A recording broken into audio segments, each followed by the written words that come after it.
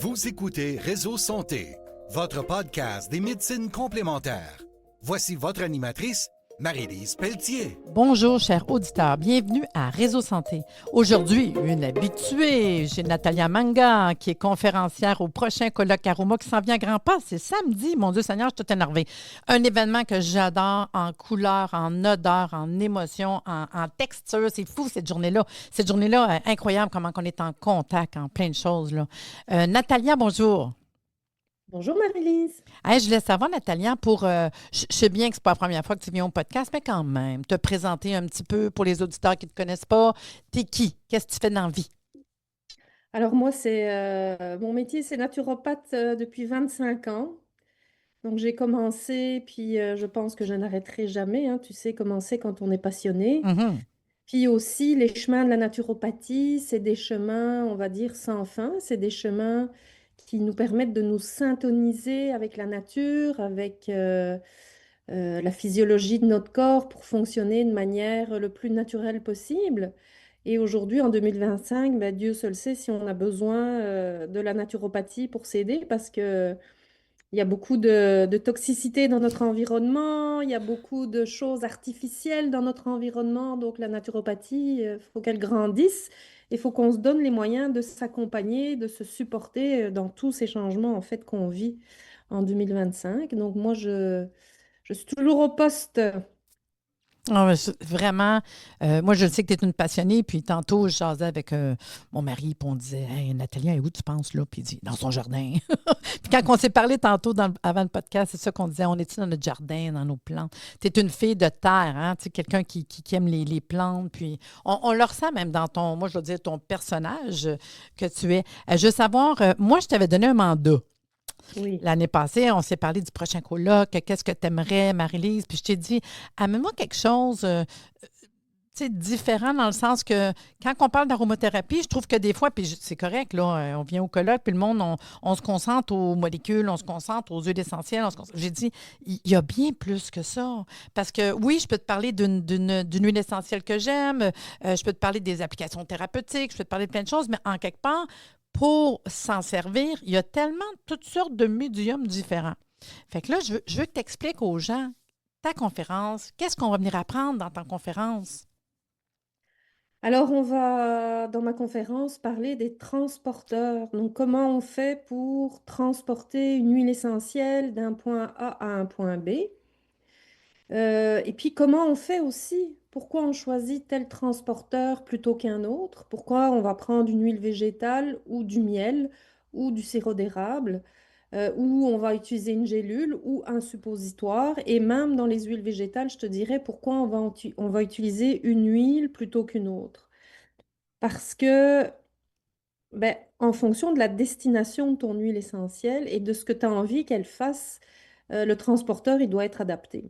Et tu le sais comme moi, on voit aujourd'hui, les huiles essentielles sont quand même très populaires. Donc, la majorité des gens savent que s'ils ont le rhume, ils vont se frotter avec du Ravinsara. Tout le monde connaît l'huile d'origan, etc. Mais ils n'ont pas encore le réflexe d'adapter le bon transporteur à la bonne huile essentielle. Et alors, j'ai ri cette semaine durant une consultation. Je me suis dit, celle-là, va falloir que je la raconte à Marie-Lise.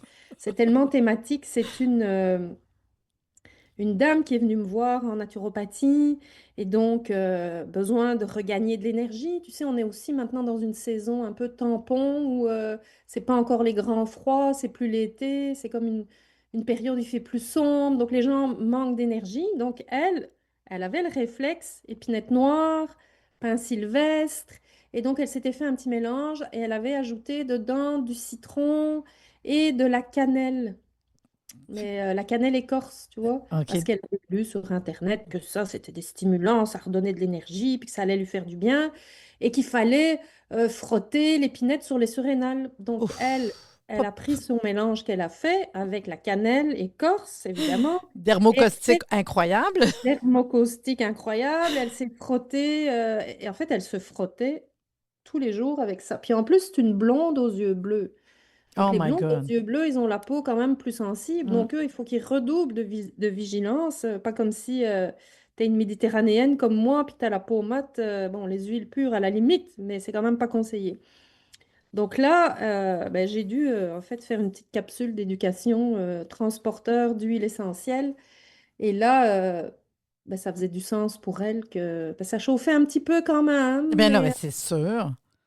alors, voilà, donc là, le mélange qu'elle avait fait, c'était plus un mélange qui était adapté pour l'ingestion. Et alors là, j'ai dû lui expliquer, pas directement dans la bouche.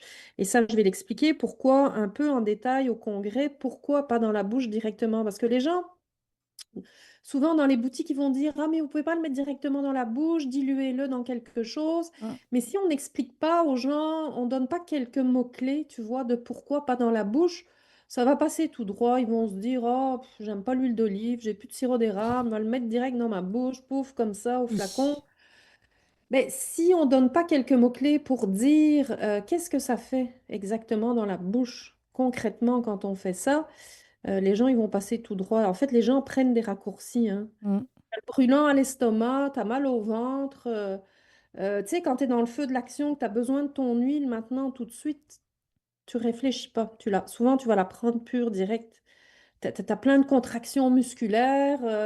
Tu as eu une dure journée, tu as fait du ski, de la raquette, tu as tout fait en même temps. Tu rentres, tu es tout raqué. Tu vas prendre un bain chaud, puis tu vas mettre tes huiles essentielles directement dans le bain. Ben non. Hum. En fait, on fait pas ça. Donc, je pense que c'était quand même important.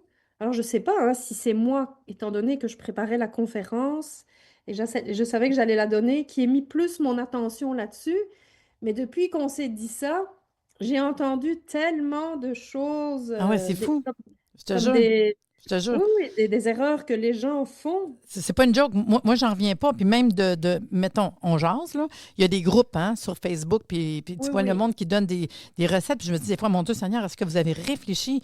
On réalise pas. C'est des molécules, ça a l'air comme banal. Non, non, non, non. Moi, je peux t'en compter plein de cas. Même mon mari, c'est pas une joke, là. Ça fait 2 fois que je parle de mon mari. J'espère qu'il écoute pas mes podcasts. Fait que on est au chalet. On passe l'été souvent au chalet. Puis lui, il aime ça. Bon, les huiles essentielles, je vais dire, il est amoureux, je vais vraiment dire ça, de l'amande poivrée. Parce qu'il abuse. Tu sais, il aime ça de la bonne bouffe. Bon.